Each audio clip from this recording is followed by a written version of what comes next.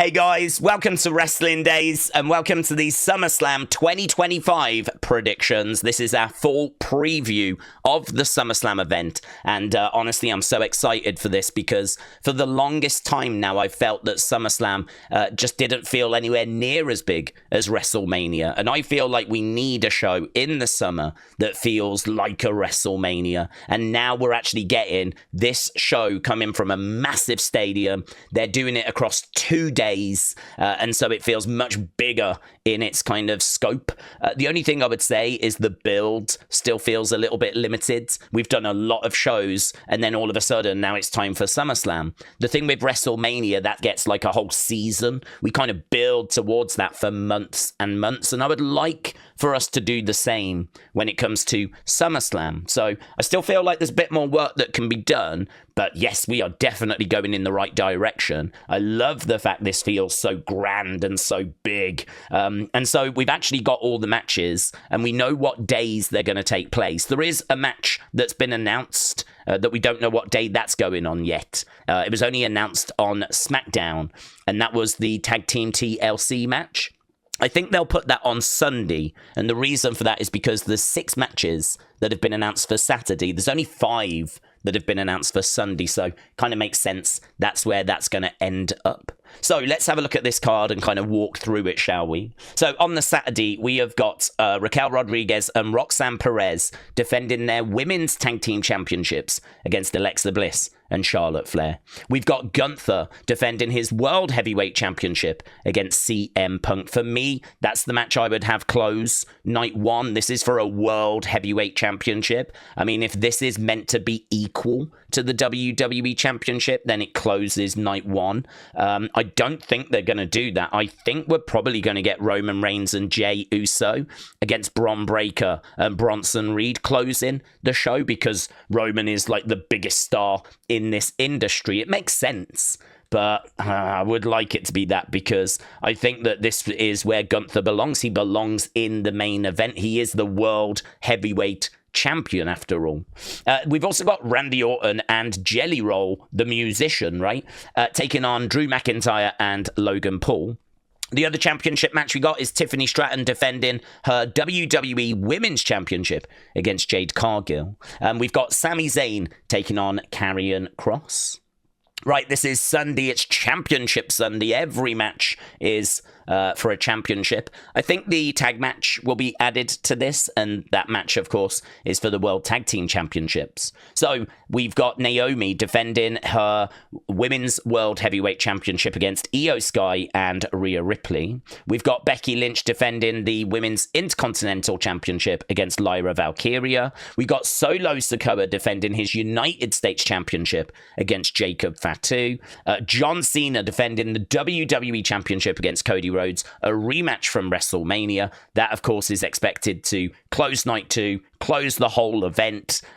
Should be some shenanigans that kind of go down in that match as well. And we've got Dominik Mysterio defending his Intercontinental Championship against AJ Styles. So that's the kind of matchup. Those are the days that they're happening on. This is the venue. It's MetLife Stadium. This is where, I mean, we had WrestleMania at this stadium previously, so certainly the venue is very, very fitting. This is a big deal. We're going to be live across this whole thing as well. We're live on the Friday for SmackDown, Saturday for SummerSlam, Sunday for SummerSlam, Monday for Raw and the Fallout. So if you want to come and share your thoughts, swing by, jump in, say hello, share your thoughts. It would be lovely to see you. And with that being said, let's actually go through the matches and kind of pick winners. So this is the celebrity match. Randy Orton, Jelly Roll, Drew McIntyre, Logan Paul. These guys are the good guys, the faces. These guys are the bad guys, the heels. And so I'm going to go with Jelly Roll and Randy Orton getting the win. Reason for that is because I don't think we're doing another Jelly Roll match. I'm not aware that there's another Jelly Roll match. I think this is one and done. And so I think that they give him the victory, right? So I think it goes that direction. Next up, we got Sami Zayn against Karrion Kross, and this is kind of interesting because I feel like they're trying to build Sami Zayn.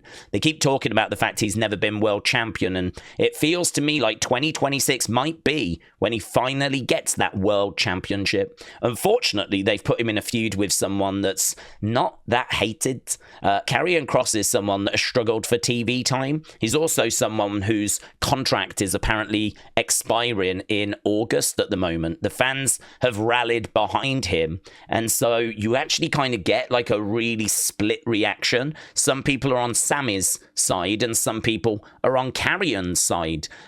This is not the feud Sami needed. He needed to go in there with someone that was universally hated, someone like Logan Paul, someone like Dominik Mysterio. Karrion is just not that person. But because we're building Sami and we're kind of moving forward, and I think 2026 is going to be a big year for him, I think they give Sami the win. This feud, I believe, is like 1-1 at the moment. So I think they give Sami the victory here. Then we've got the match that I said I thought should close night 1. This is Gunther against CM Punk, World Heavyweight Championship on the line. And the big rumor that has been doing the rounds is that Seth Rollins' injury is not real, and that what we saw at Saturday night's main event was him faking an injury, and that actually the reason why he's done that is because he's going to come running down during this match, and he is going to cash in, and he is going to prevent CM Punk from winning the title. I am actually going to say that that is what is going to happen. I think that during this match, we're going to get towards the end. I think we're going to get to a point where CM Punk is about to get the victory, and then down comes Seth Rollins. It all just feels a bit too perfect for me, for that injury to have happened this close to SummerSlam. And also for Dave Meltzer to report that he was been told that the reason for this injury is because they want it to seem like Seth and Paul Heyman has outfoxed everyone. And that is just absolutely what they would do. That is such a Paul Heyman move. That is such a Seth Rollins move that I actually find myself thinking that I will be more surprised if Seth doesn't come down than if he does. So I think this was the plan. I think this is the play.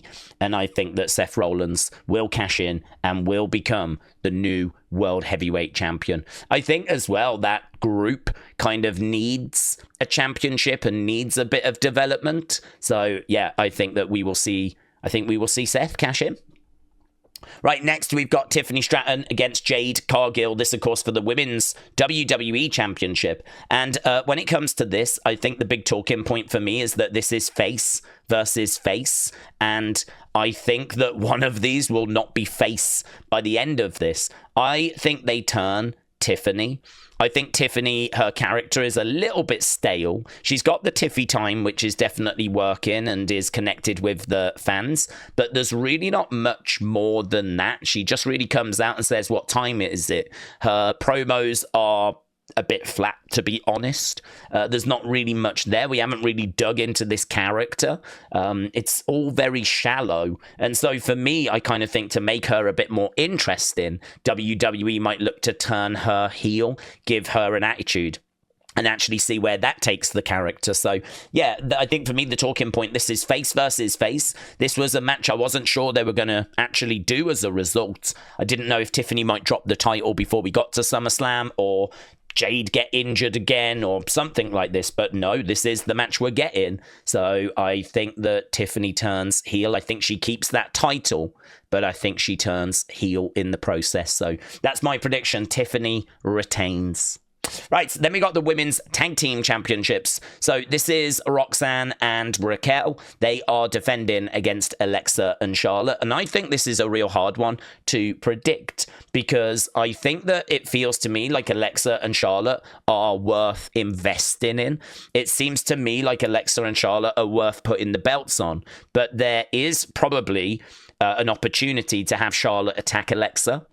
Charlotte and Alexa have actually been working really well together, and people really like them as a pairing. And I think that you could run with this pairing for quite a while. Like, I wouldn't be shocked if they put the tag belts on them and split them a little closer to WrestleMania. And then at WrestleMania, we do Charlotte versus Alexa. Like, I could totally see that happening. But yeah, honestly, I'm looking at this and I'm like, is it right to take the tag belt off Roxanne? Like, so soon after she only just got it. And of course, the only reason she's got it is because Liv Morgan is injured. And so we've kind of had Roxanne come in as the replacement.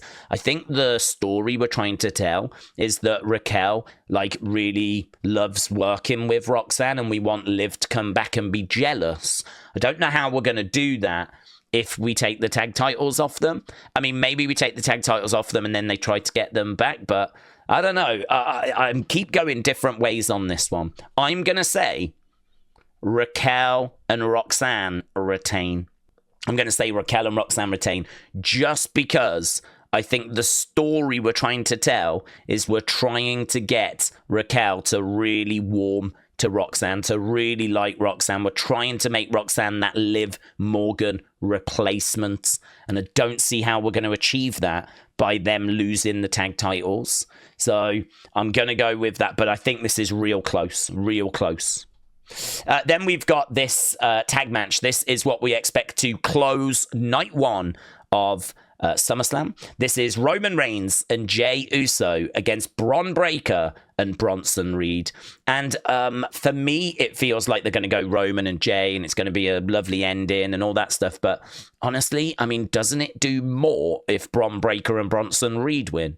Like, doesn't that achieve more? Isn't that just like a better way of building this group? Because we know that Roman's going away after SummerSlam.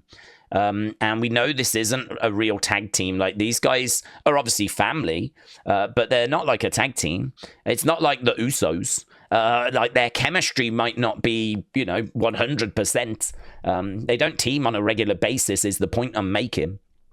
Jey actually coming off a singles world heavyweight championship run. So if you think about how big of a star Roman Reigns is, and you think about how much we've built Jey Uso, I kind of feel like a win for Bron Breakker and Bronson Reed would be massive. A win does a lot more for them than it does for them. But I don't know, is WWE going to want to just give the crowd a feel-good moment and give the crowd a Roman Reigns victory? I mean, look, Heyman getting involved, maybe a third person getting involved. It could be that someone else joins this group. It might be that Austin Theory joins this group. We heard that Austin Theory was injured. I did not see the injury occur. Could it be that Austin Theory is the shock where he actually gets involved, costs Jey and Roman this match, and aligns himself with this group? And all of a sudden then we got Seth, Theory, Bron Breakker, and Bronson Reed. I could definitely see something like that. Might not be Theory, maybe someone else, but I'm actually going to say that someone gets involved and helps Bron get the victory. What's the point in having a wise man, an oracle, if you're not going to use him? Like, surely there's a plan. Surely there's a strategy. Next up, we've got Dominik Mysterio defending his Intercontinental Championship against AJ Styles, and Dominik has been trying to avoid this match at all costs. He's very concerned that AJ is going to take this title away from him. The only thing I would say is I think the belt does more being on Dominik than it does on AJ. AJ doesn't really need this title. I think the belt looks great on AJ. I think this belt was made for someone like AJ, but actually we haven't really done loads with Dominik being Intercontinental Champion, like since he won it at WrestleMania. So I can't help but look at this and think, is it really right to take the belt off Dominik, or should Dominik just find a way? Should he just find a way? Should he just find a way of getting past AJ Styles? I wonder if we do a Karrion AJ feud next. I think there is a chance of us doing that because Karrion has already been around AJ earlier this year. We never got like a series of matches out of them. So Karrion could move on from Sami and move on to a feud with AJ Styles. That could be for the Intercontinental Championship though. So there is a chance that AJ gets the job done here. I'm going to say that they stick with Dominik. I think the belt does more for him. But yeah, this could absolutely go either way. Then we got Solo Sikoa against Jacob Fatu. This is going to be inside of a steel cage. So I think with this, it feels to me like Jacob should get the win because we're building Jacob up. But I don't know that he needs a mid-card run. I don't know that he needs to get this belt off Solo. I feel like Jacob is well on his way to like a World Heavyweight Championship, is well on his way to the top of the card. So why does he need to get this belt from Solo? So I'm actually going to say that they stay with Solo, and I could see a lot of the MFTs coming down. We've got JC, we've got Tala Tonga, we've got Tonga Loa. We haven't seen Tamatonga, and there are some people wondering if Tamatonga might get involved and actually might appear, and if he does, will he help Solo, or could he turn on Solo? Could it be that he aligns himself with Jacob and be like Jacob's right-hand man? So I think there's lots of moving parts on this one. It's another one that's a little tricky to predict. I would think a lot of people are going to go with Jacob because he has just got crazy aura. But I don't know, does he need a United States Championship run when I feel like we can do bigger things with him? We can move him higher up the card. So I'm going to say Solo finds a way of getting it done. The numbers. Wow, then we got this. I mean, this is just bonkers. So WWE Tag Team Champions, the Wyatt Six, are going to put their championships on the line in a TLC match at SummerSlam. So, you know, we got DIY, Motor City Machine Guns, Wyatt Six, Street Profits, Fraxiom, and Andrade and Rey Fenix. This is tables, this is ladders, this is chairs, and it's going to be chaos. This could be just fun, bonkers chaos. Bodies everywhere. They have really tried to build up this tag division throughout 2025. The work they've done, you can tell that there's been a real strategy, a real plan to get the tag division on SmackDown cooking. And they've done brilliant with it as well. People have really enjoyed kind of what we've done with this tag division. So kudos to whoever was behind the creative. I think the Wyatts retain, personally. I don't see the point in taking the belts off them because they've only just got the belts. So I'm going to go that the Wyatts retain. I think it's going to be, though, one of the matches of the weekend. Next up, we've got Becky Lynch against Lyra Valkyria for the Women's Intercontinental Championship. And there's a few things that you need to be aware of here. Becky is coming in as the champion. This match is no DQ, like anything goes. But the other stipulation is that if Becky wins, Lyra cannot challenge for the Intercontinental Championship again. That's what she said. I think she meant just while she's got it. I don't think she meant ever again. I think she meant just while she's champion. So a couple of stipulations to be aware of there. Obviously, Lyra is the face. Becky in this is the heel, the bad person. And so I think they go Lyra. I think Lyra's going to have another run with this championship. The reason why I say that is because I think she is a definite world champion. I don't think there's a rush to kind of get her to that level. I think give her another good run with this championship. And I think really Becky, she needed a run with the IC title. She would want that as an accomplishment on her record. She'd never had it before. The belt only came into existence earlier this year. So Becky has now added that to her long list of accomplishments. She can now move on to something else. And I'm going to swing for the fences, and I'm going to just propose, I'm just going to float the idea, what if AJ Lee comes out after this match? When I think of an AJ Lee return, I think Royal Rumble, setting us up for WrestleMania. She didn't come back at the Rumble, and then I wondered if she would be at WrestleMania. She wasn't at WrestleMania, and then honestly, my next thought was SummerSlam. Of course, they announced Evolution, and a few people wondered if she might make an appearance at Evolution. She didn't. But now we're at SummerSlam. This is one of the biggest shows of the year. And this is the match that if she was going to come back in, I think it's this one. She's not going to be interested in the Women's Intercontinental. That's not the reason as to why she would come back here. But I think she would come back here for Becky. If you're going to do AJ Lee against someone, AJ Lee against Bayley would obviously make sense. Bayley's not on this cards, but Becky is arguably, well, she's a heel and arguably the biggest female talent we've ever had. Main evented and won the main event of WrestleMania 35, the first time the women ever main evented WrestleMania. So if we was going to bring AJ Lee back, this is the match I would expect it to happen in. Could it be a case that Becky loses the Intercontinental Championship to Lyra, starts attacking Lyra, AJ Lee makes the save? I don't think that's going to happen, right, to be honest with you, because when it comes to AJ Lee, I'm very much, I'll just believe it when I see it, but I can't help but shake the thought that if it was to happen, this is where it would happen. Then, of course, we've got this is the triple threat.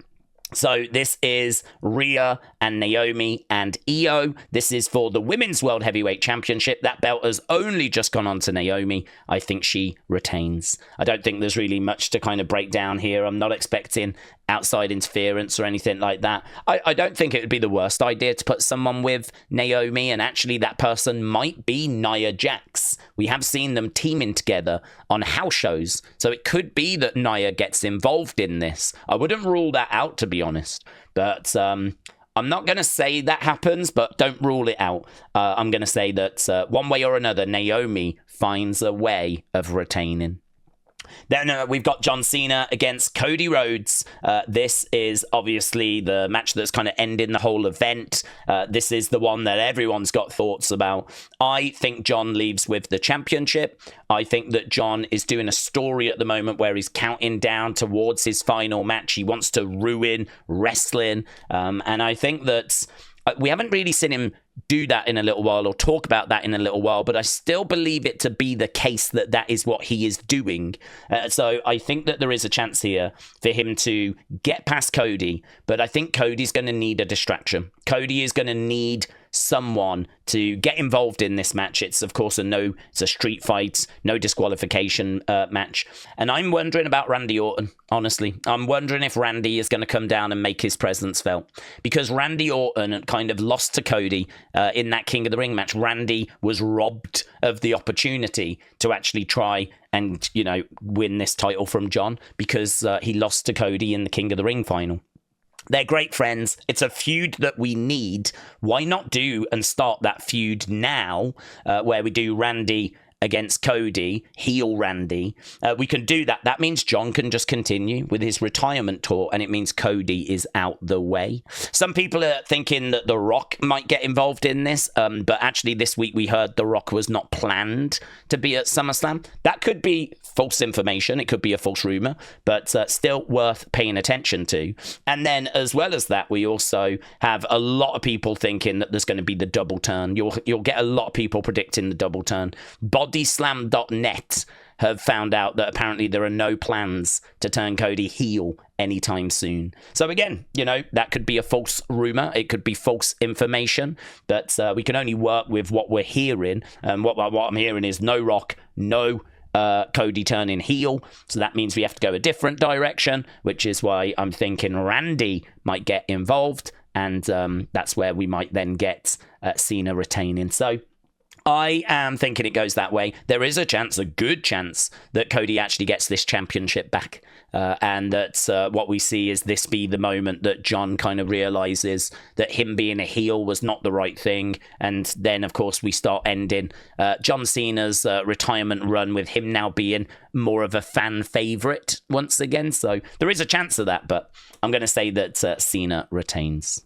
Right, that was all the matches that we've kind of broken down. I have not looked at these, so let's have a look and see how far off I was, right? So they have actually got Cody Rhodes as a minus 400 favourite. So current odds say Rhodes has got an 80% chance of winning. So the odds have Cody pretty firm favourite at minus 400. The bigger the minus number, the more of a favourite you are. So they've got Cody as a pretty firm favourite there to get the win over John. Then we've got the WWE World Heavyweight Championship match. They've got CM Punk. So I've got Seth winning this. Obviously, Seth is not an option because we don't know that he's going to cash in. So I don't have either of those. But you can see that that's closer. That minus 275 is a lower number than the minus 400. So it's closer. But they think CM Punk's going to do it. I went with Seth.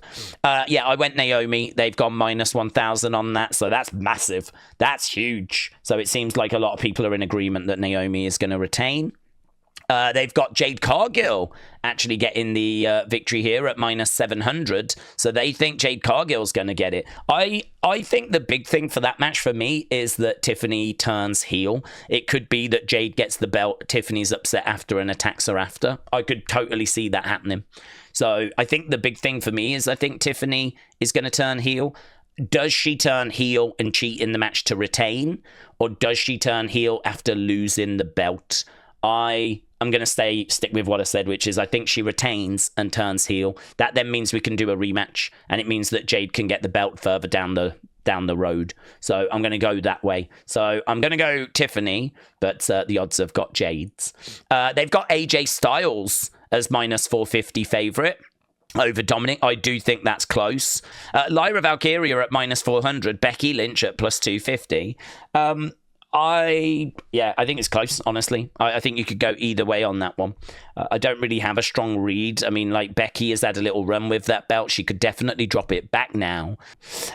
Solo Jacob, even closer. They've got Solo a slight favourite.